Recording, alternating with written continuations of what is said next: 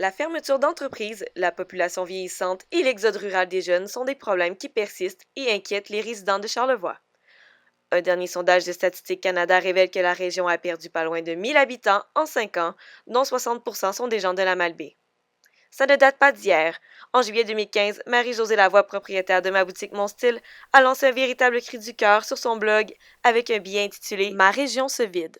La banlieue de Québec, on est à 45 minutes de là. C'est dans notre réflexe. On se cumule des commissions un dimanche, ça fait une sortie de famille. On va manger au restaurant en ville. Puis là, je caricature, là, mais on va même mettre de l'essence en ville. Puis ensuite, on revient. Fait que ce que ça fait, c'est toujours que les sous qui sont gagnés chez nous sont dépensés ailleurs.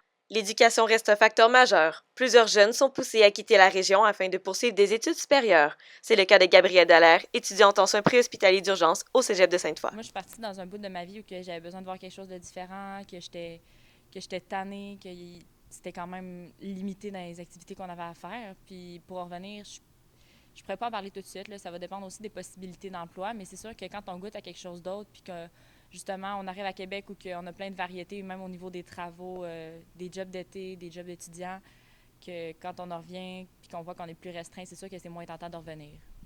Heureusement, Charlevoix peut compter sur le tourisme comme principale activité économique.